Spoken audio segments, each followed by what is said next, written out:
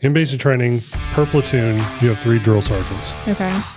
You usually have 2 that just are always on your ass, always screwing with you, and then you have that one silent one that like stands off in the corner that never does anything until he really catches somebody fucking up. Offices are a waste of space and a waste of... Don't waste your money on office space. Give it back to your employees and they would be much more appreciative. Adapting to the times. There's going to be something even crazier than AI and robots in 20 years. Something we cannot even imagine right now. Once that generation has died off completely, then offices are inconsequential. Everything's accelerating all the time, and it's always an arms race. Is if we don't do it first or the best, somebody else will.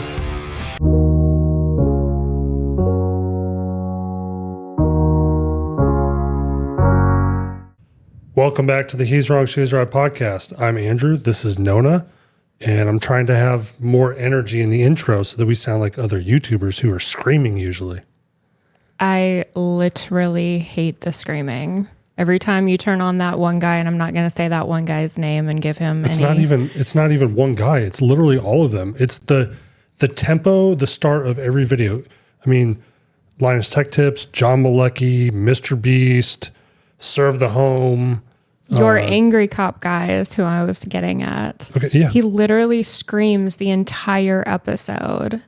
He doesn't scream. That's just, he's a high energy person. He's screaming. He's a high energy person. He is absolutely screaming. And I'm cringing anytime I go into the kitchen while you're watching it, just going, oh my God, how can you listen to this? It's nails on a chalkboard. He was or is a drill sergeant, so I completely understand it. That's like, they're always... It's always. I can't do it. There's usually one. So, and this might have changed since I've been out, but in basic training, per platoon, you have 3 drill sergeants. Okay. You usually have 2 that just are always on your ass, always screwing with you, and then you have that one silent one that like stands off in the corner that never does anything until he really catches somebody fucking up. Okay. And that's what I was getting at with Jay on that episode a couple weeks ago. That he was like that one to me. So the one that we had when I went through basic was he was a short guy out of Pennsylvania that said yins all the time. This is like it was probably, I don't know, 5'4", 5'5", something like that. Oh my gosh, a little pocket-sized person. Yeah. Aww. But he was always like very, very, very, very, very, very stern. Like never smiled, never laughed, never had any energy in his voice, just always very serious. And he was what is it called? They're a religious group. They're like hyper religious. They have the compass G design, whatever that's called, Freemason. Oh, so you make fun of them. So there were all kinds of goofy rumors about like what that meant. Okay. So, anyways, not going to go down that rabbit hole because you don't want to get got. How am I going to get got? He's not going to find me. He doesn't. No, not him, but just the Freemasons in general. Oh, whatever. Yeah, well, I will say one thing. I remember the first time he said some of yins. They say it quickly enough that it's like some of yins. Okay. And he kept saying, he's like, some yins are going to get fucked up. And we're like, what's a Summian? Like thinking that's like a race of people or something, some army lingo that we haven't learned yet because we're fresh in basic training. That makes me think of my first grade teacher. And I came home from school and I asked my mom why she had never taught me about the letter W. No. Because she pronounced W.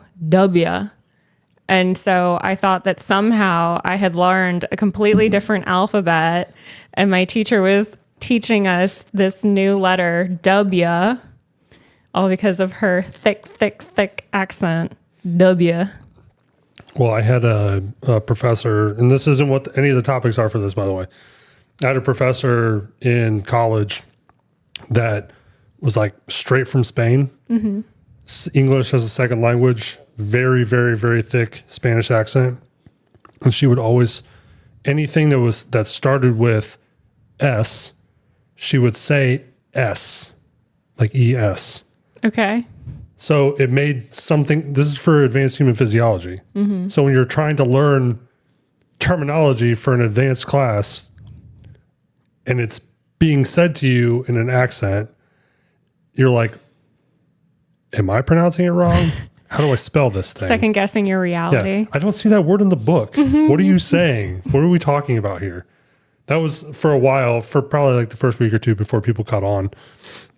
So anyways, this episode has nothing to do with any of the intro topics or what we just talked about. And I have no idea what we're talking about. So Andrew, please enlighten both your wife and the audience. What are we talking about? Well, before we get to that, let's talk about the 2,000 subscriber giveaway.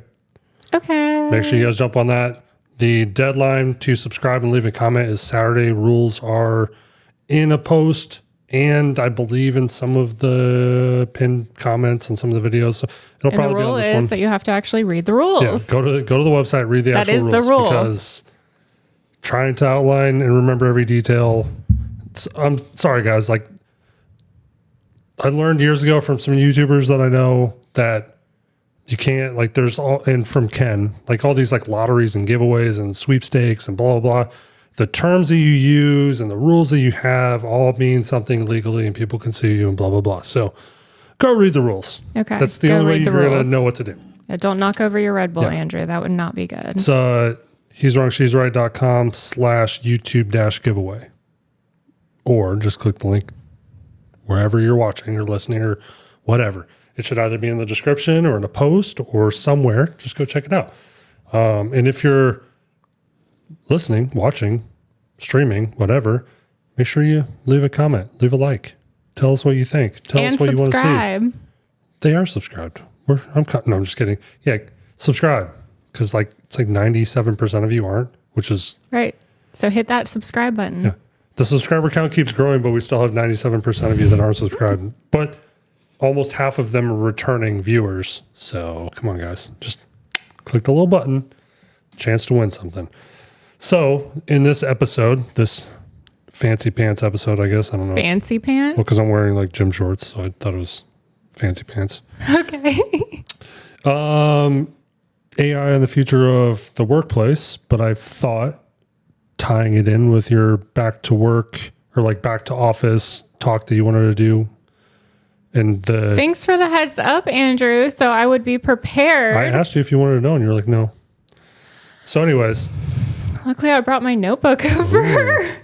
So, people are worried about AI and blah blah blah, and you don't want to go back to the office. Other people do. Some people don't. We need a dedicated office for the set, which would mean that we would be technically going back to the office. See? Right? So you do, but you don't. You do for some things, but you don't for other things. No, I don't want to go to the office at all. Offices are a waste of space and a waste of money. No, I don't want any of this stuff in the house. I want to do this in a dedicated location where I can... Okay, but in my ideal situation, we would have a large enough house that we would just have a dedicated room for it. No. Yes. No. Yes. No. Yes. No. Don't want guests coming to my house that I don't actually know that well. Don't want to host other people, especially if we're going to let people use our equipment. That's an idea that you had, not me. I know, but there's a million different reasons not to have people come in your house.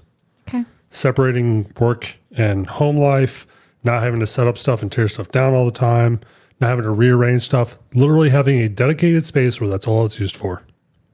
Okay. You drive there, you do your thing, you leave. Don't have to worry about other people. So that you're spending the entire time in traffic. Nobody can drive in North Carolina. I already have to anyways. For school drop off and pickup. Right. And then back to home. I wouldn't go to home. I would go to the studio. Yeah. So. And plus I don't want to live here. So that's problem number one, is living in the wrong place. For yours, you talked about this, all of the, what are they called? Real estate agents. They're working from home still, never went back. Some of them weren't working from the office to begin with. It was just a formality. And I mean, that trend probably goes back more like 10 years. Right. With, the fact that when you contact a real estate agent, you're typically doing it over the phone through a website. You're not going to the office anyways. You're only going there when you have to like sign documents, before DocuSign type stuff. Before virtual. So some real estate offices have what's considered duty. So like desk duty. So they're like every Tuesday, they are the on-call agent. So if somebody randomly walks in and says, oh, hi, I don't have an agent already. I am thinking about buying a home. So can somebody please help me? So it's partially. But I would say that's a pre-COVID, even early 2000s era. And I mean, that's when it started dying off. That was definitely, the idea was somebody was always in office for you to just walk in and chit chat with. Whereas now it's, let me schedule an appointment for the person who I actually want, who my neighbor, sister, mother referred. So real estate agents were starting to go the way of, basically dying off. It was the trends started to look like it was going to go all virtual. And so you would have virtual assistants, and now that's become more powerful with AI stuff. So they went and lobbied for that law where you have to have and sign with an agent before you can visit any property. And they pitch it as, oh, it's a safety thing and blah, blah, blah. We don't want people just walking into random people's houses for viewings and this. Okay. There are other ways to mitigate that as well. I mean, what's to stop somebody that walks in with a real estate agent from holding them at gunpoint and still robbing the house anyways? Next to nothing. Exactly. People really want to do that stuff, they're going to do it. But so the way that they want to keep themselves in business is by forcing you to have to sign with them to be able to view any home. But you're only talking about real estate agents. Are you also talking about every other workforce that is? I mean, there's a lot. And they all find one or two carve-outs of some thing that basically never happens. But that's how they pitch it as, oh, this could happen, and here's how you prevent it. It's by keeping a person there, physically pay us. We want our 3% cut. If it weren't for you, I would not use a agent for insurance. Right. He was with USAA before me. Right. And it was, I assume you just called a number, did it on the app or website. Just go on their website or their app and make all your updates and do whatever. You don't have to ever talk to anybody. Don't have to deal with anybody. You don't even have to deal with anybody. But Andrew, please share with the audience how much you were paying per month for auto insurance here in North Carolina with USAA. That was like $400 or something like that. Yeah, that's fucking wild. But that's happened over the last couple of years, and that's been the whole technology influx with them buying driving data. Not just them. That's the whole thing with Progressive, with their little snapshot tool or whatever it was called. Or it was because you just set it and forget it, which is what you tell all of your clients not to do. Don't set it and forget it. No, but that's exactly what you did with your insurance. You just set it and forget it. And you just hoped. There was no better option. You even know that because you shopped it. What are you talking about? For specifically just my vehicle with me as a driver, not like us combined. No. Yeah. You never once allowed me to shop your auto on your own. I added him to my auto policy as a gift. Yeah. You never once allowed me to shop your auto by yourself. And I learned that he was paying $400 a month just 2 days ago.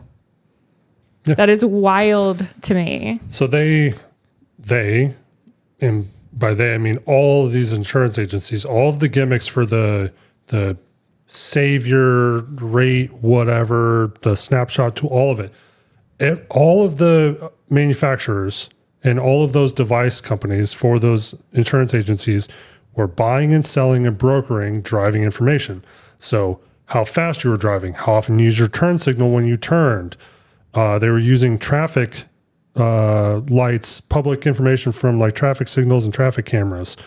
They knew who you were with based on the other location information from other devices in your vehicle, where you visited, so who you frequented, places that you went to. So if you were out of the bar late at night, if you were driving off road, if you were speeding, if you were swerving in and out of traffic.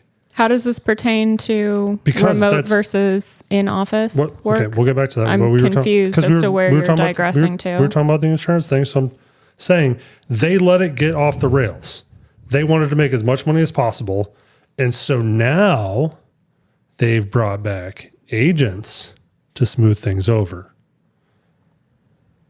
Agents were there the entire time. Just because you didn't utilize them, Andrew, doesn't mean that they disappeared. They started.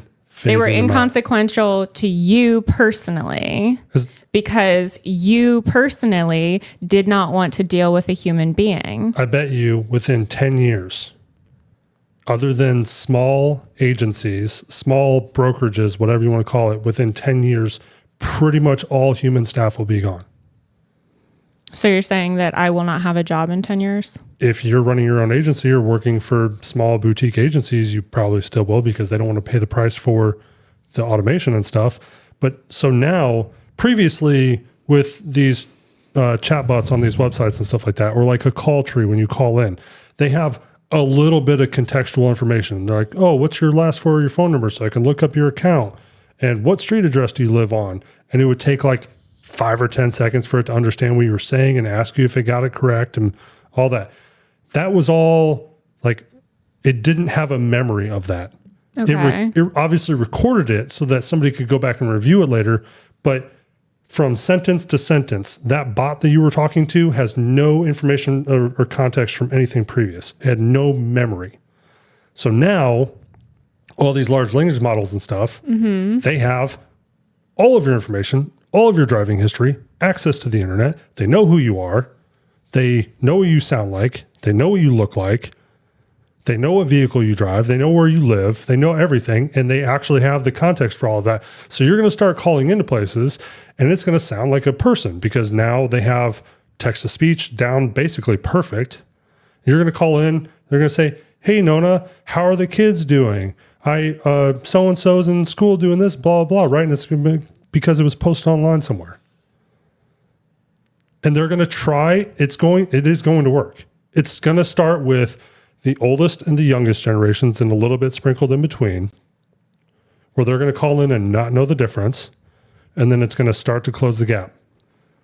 All the chat bots, the little text chat windows on websites, those are already that way. Most of the call trees for organizations are already that way. Shoot, we went to Bojangles. No, was it Bojangles? Yeah, Bojangles. Cash and I went to Bojangles, like the most rundown one here. Just like the whole place falling apart, the little thing where you order it, like falling apart. And the order was taken by a bot over the little microphone thing. And I did not say any of the menu items based on what it says on the menu. And it still got it all right.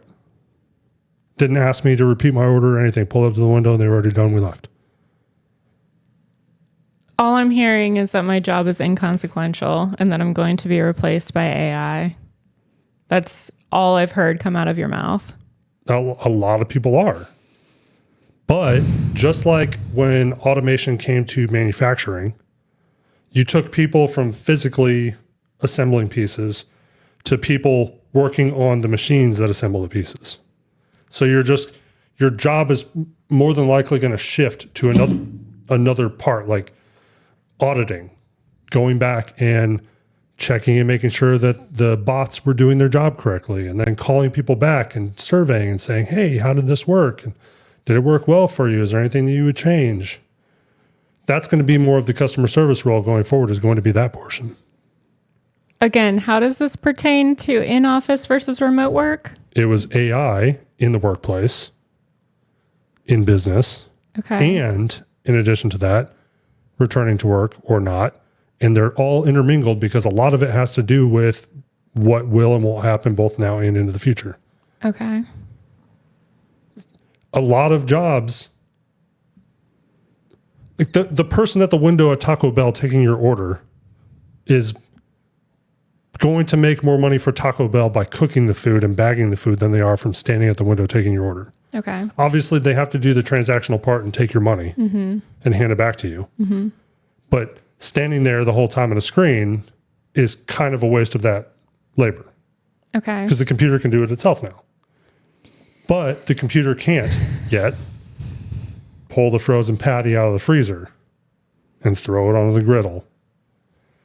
There's machines like Flippy that can flip the burger and patty it for you. And that's coming soon to a lot of places. Have you seen it? I'm just still speechless that you're equating my job to now a robot. And No. so I'm kind of a loss for words over here. Because you don't want your job to change. You have to plan for it changing. It's Okay. going to change. Okay. How it changes is still up in the air. People will predict everything under the sun. Oh, customer service will be eliminated entirely. Some places will literally dedicate the entire premise of an organization will be dedicated to we will never use bots. That niche will exist probably in perpetuity. Okay. But for a lot of people, they're not going to be able to find those jobs. They're going to have to move somewhere else, shift somewhere else within the industry, or do something else entirely. And the friction starts between the employers and the employees based on what each of them want out of their position. If a boss says, I want people back in the office X amount of days per week, and then the employees get pushback, the employer is going to do one of two things. They're either going to recognize that they have good employees and they will either slowly chip away at it, make changes over a longer period of time, or they'll concede and then see how things play out. Or two, they'll just let everyone go and bring in new people who do what they want. So, and I mean, that's for the most part in pretty much every state, in almost every industry, unless you have some sort of other labor protections or whatever, there's nothing you can do about it because that's your at-will employee and you don't want to do what the job requires anymore, so they don't want you anymore. So being prepared for stuff like that is important. People looking at all this stuff, like every time there's a new like leap in technology in my industry, it creates more jobs. There are people that stay here. Okay, let's use the guy here that I worked for a couple of years ago as a perfect example. He started that business as a typewriter repair shop. He himself did not improve his or grow his education or whatever. He hired people who had the knowledge and had them grow the business. He still ran it in the wall, but he knew enough people and enough about business that he didn't know enough about the industry and needed other people in the industry. That's always going to exist as well. You're going to have people with good ideas who can't execute, who bring in other people who can execute until the industry changes. Mine, like I have to learn something new basically every day, whether that's something in design or something in a piece of software or something in code, because code is changing all the time. Okay. So what you could do is you could learn how to write your own bots and software and sell it to somebody based on your experience. No, thank you, Andrew. Why not? Because technology is not something that I consider myself to be savvy in. So it would take more energy to learn something completely new, and that would take away from my current clients and the potential of growing my business in the next year at the very earliest, because I would have to completely learn something new. that I've never been interested in, nor do I consider myself to know anything about. So they have these. If you would like to create a bot for me and show me that the bot is better at my job than I am, then by all means, Andrew, you are welcome to. We'll see. Maybe in the future. Okay. Okay. So you don't want to go back to the office, but why?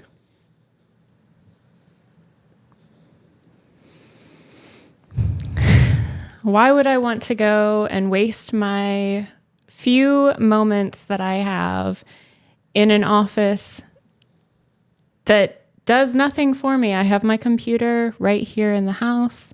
I have my phone right here attached to me.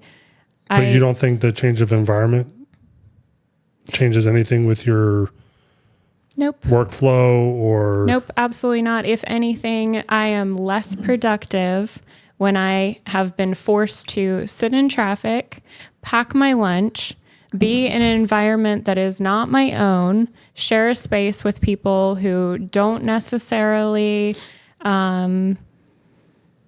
add to my business flow in any way. There's more chit-chatting. There's more, it's less productive.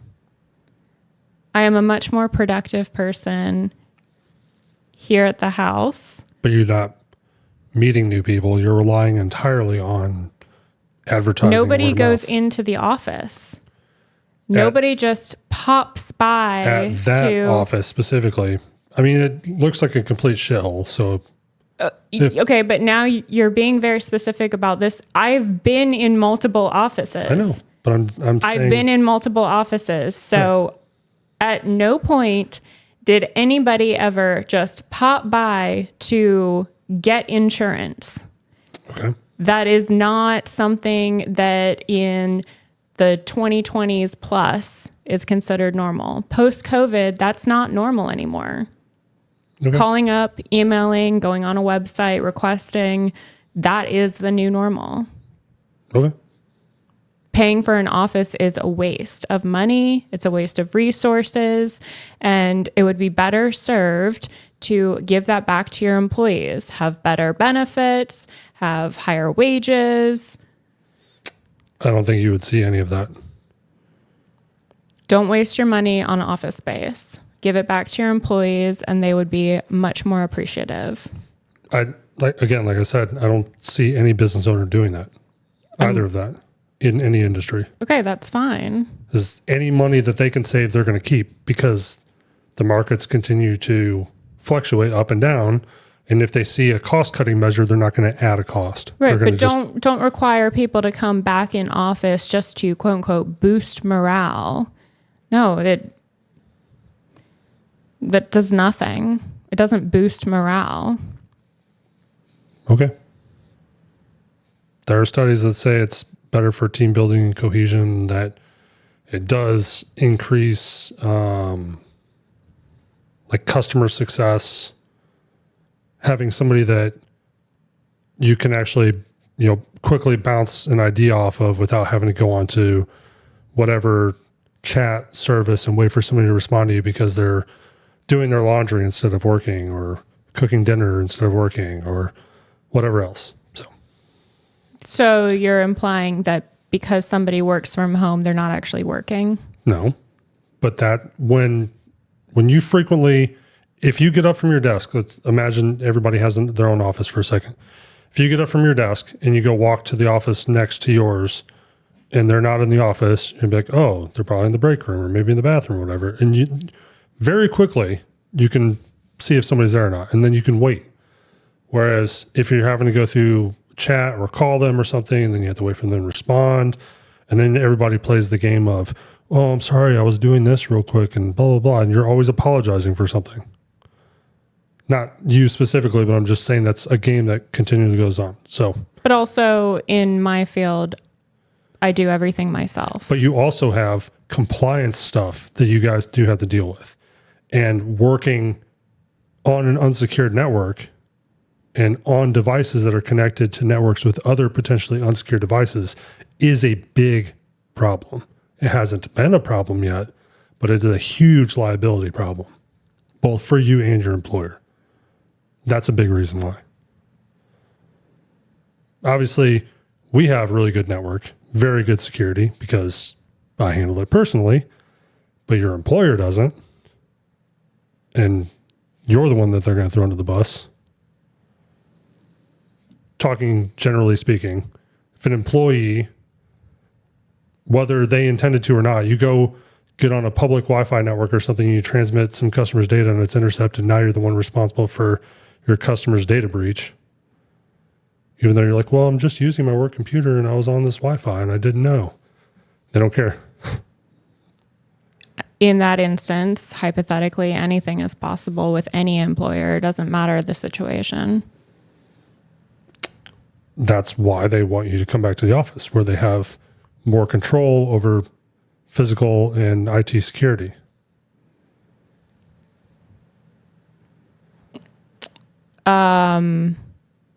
Based on the previous offices that I was in, I would say hands down, our home network is far superior. Right. That's how it is for most. Than all of my previous employers. Right. But it's removing potential variables. Like we at this house are a bigger target in general than your office network is, because your website, your different IT solutions and things like that, they're not hosted in your office space. People aren't looking for your office space. They're looking for the data center that your information is in. I am communicating back and forth through Shell and SSH and everything like that. And we also have servers here in the house. So we have more potential points where things are happening here. Those are all secure. They're more secure than probably anything in any normal business operation that doesn't have literally an IT department. Okay. But when employers are talking to like a business consultant or like their attorney or whatever, and they're like, well, what does your organization look like? How do people work? Where do they work from? What do they actually do? That's one of the things that they're going to go through and say, okay, well, this is something you can control, and this is something that will save you later down the line. Because it's not if, it's when. Look at every big company has had a data breach. And the biggest difference between a big company's data breach and your company's data breach, big company has attorneys and money and they just bury it. They might pay a little fine or whatever. The little companies, they send people to prison. I'll be honest, Andrew, this from the beginning has felt like a personal attack. It's not. It's not. I'm telling you the truth. I'm telling you exactly what it is. And this is for them, but we just have the anecdotes to talk about. Like I said, from the beginning, this has felt like a personal attack. Okay, but it's not. I've already said that multiple times. We have the anecdotes to be able to tell the story based off of, so that's what we're using. That's the storytelling device. It's not an attack on anybody. It's just what is reality. That doesn't negate my feelings. I didn't say it did. But it's also not an attack. What industries do you think will never be work from home? Obviously manufacturing, shipping, unless you have logistics goes completely drone operated, both flying and autonomous vehicle drone. Like UPS pulling up and just having a little robot that slides off the, like those, like Lowe's delivery trucks, they have the forklift that's built into the trailer. Mm-mm. You've seen it. They pull the trailer in the forklift, the forks go into the back of the trailer and it lifts the wheels up. So it brings, like when they deliver drywall to a new house or a bunch of lumber, you've 100% seen it. It's just it's a 3-wheeled forklift that hangs off the back of the trailer. Okay. It's going to be like that. Like UPS or the mailman, or there will be some other standardization process. I would sincerely hope that schools continue to be schools and teachers continue to teach in person. Elon's got his, I don't know what they're called. I can't remember the robots walking around now. No. The humanoid robots. No. I can totally see teaching going that way. No. Why? Just like how I don't believe that AI could 100% take over my job. I don't believe a robot could be a teacher. You still need to have a human interaction. They would be human enough to most kids. No. Human enough is not human. Okay. But one of the differences here is that you could completely eliminate any sort of favoritism. You can eliminate all of those kind of things. The curriculum and the facts and information that are taught would all be basically verbatim. You wouldn't have any variance from school to school. You wouldn't have a bad school because everybody has the same quality because they're all being taught by a robot, not by somebody that's... Sounds like communism. How's that communism? It's like, let me give you a script and follow it, and anything different from that script, you will be punished and you will be turned off for life. Communism is the government taking from you, taking the means of production, taking the means of everything from you on the promise that you'll get healthcare for free or whatever. But realistically, you're paying steeply higher premium for all of it. Way more than what you're paying right now. Not you, but anybody paying for insurance. You pay more money under communism than you would anywhere else. That is the only stipulation of communism. There is no other. They're not taking the means of production from you. That's the whole point of communism, is to take the means of production from the people, give it exclusively to the government. The government is the only one that can profit off of farming. The government is the only one that can profit off of manufacturing cars. The government is the only one that can profit off of building computers.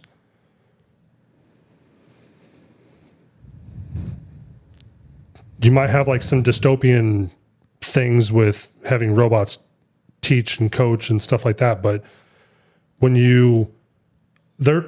the most part, almost all of education has gone virtual anyways.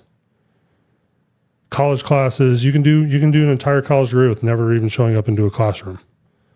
What's the point of having a professor if you can just have a robot do it?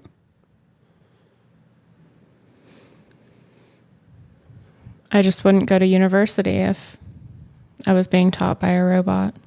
That's the way things are going to go.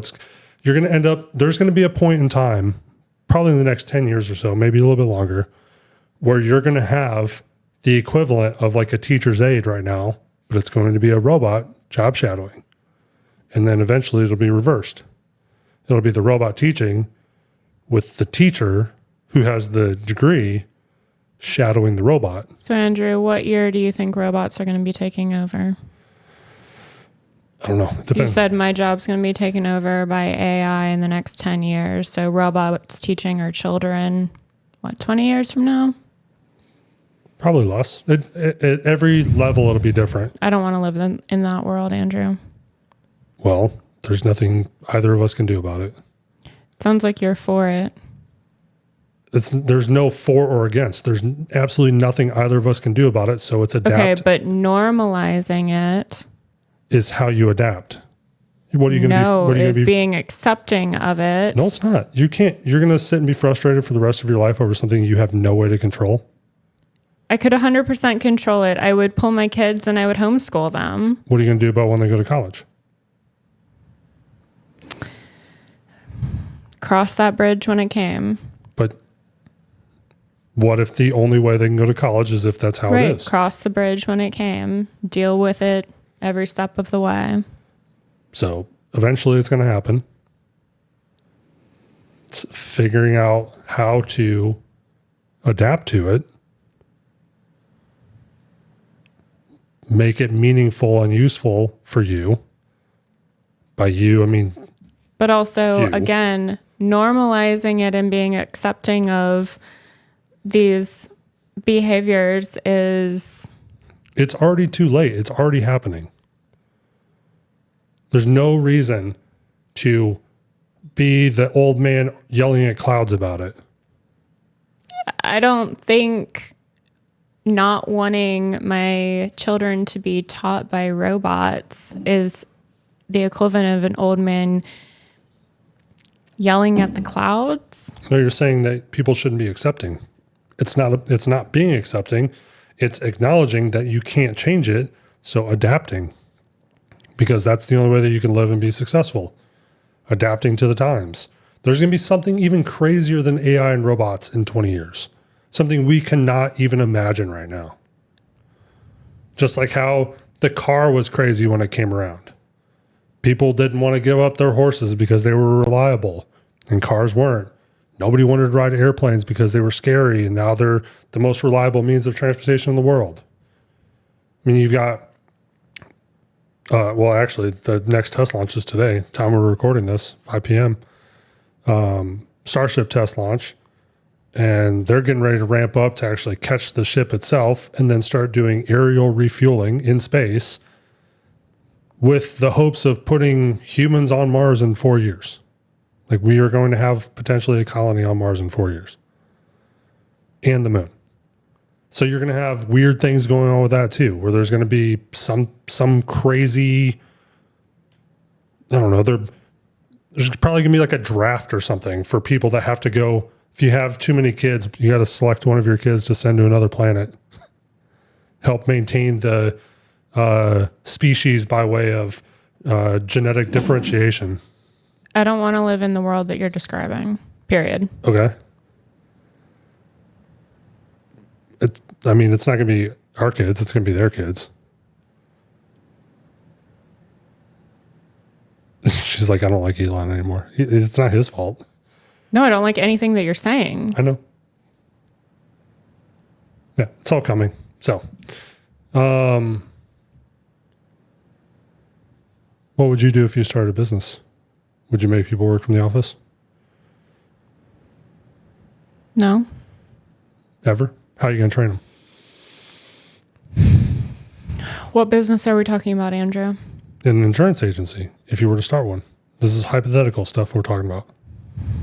Okay, if I hypothetically were to have my own insurance brokerage, then yes, I would need 2 people in office Monday through Friday, one being the office manager and one being a full-time CSR person. That's somebody who's there to assist in changes of any kind on the insurance policies. They would be the ones answering the phones, communicating via email, whatever.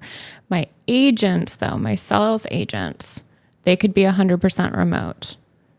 But how are you going to train them? You only need like 1 week to fully train somebody, as long as they understand the insurance business, have already been licensed, gone through school, whatever the case may be. So then it would be 1 week of training in office. What about meetings with clients who are adamant about doing it in person? They are welcome to use the office to meet them. Okay. So Nona doesn't... Is that an adequate answer? Sure. I'm just asking questions, just curious. Would you do like one of those co-op things? Yeah, possibly. Again, you just need a computer and a phone. Like 5 days can go by and maybe one person will walk in to hand over a check. And that person is 55 plus, who is still of the writing of the check era. And so once that generation has died off completely, then offices are inconsequential. Okay. All right. Any other closing arguments or statements on this one? No, I don't want to live in your world. I didn't create it. Sounds like it. I didn't create it. It's just Everything's accelerating all the time. And it's always an arms race. Is if we don't do it first or the best, somebody else will. And then you're looking at economic changes in the world where we're not prosperous anymore. That's the whole thing. The whole thing with like the nuclear race and the space race. It's all the same thing. This is just the next version of that. And we have the space race 2.0. So there's that. All right. That's it. Sure. That's it. All right. Thanks, guys, for watching. Make sure check the website and everything for the giveaway that ends. The time runs out on Saturday, I believe. Is that right? 23rd? Maybe it's Sunday. I don't know. Go look at the rules. Visit nonaphelps.com for insurance. And be sure to check back next week for more episodes. Next week is when AI has taken over my job. No, it won't take over that fast. I mean, you are going to a meeting, so I'm just kidding. All right, guys. Bye. Goodbye.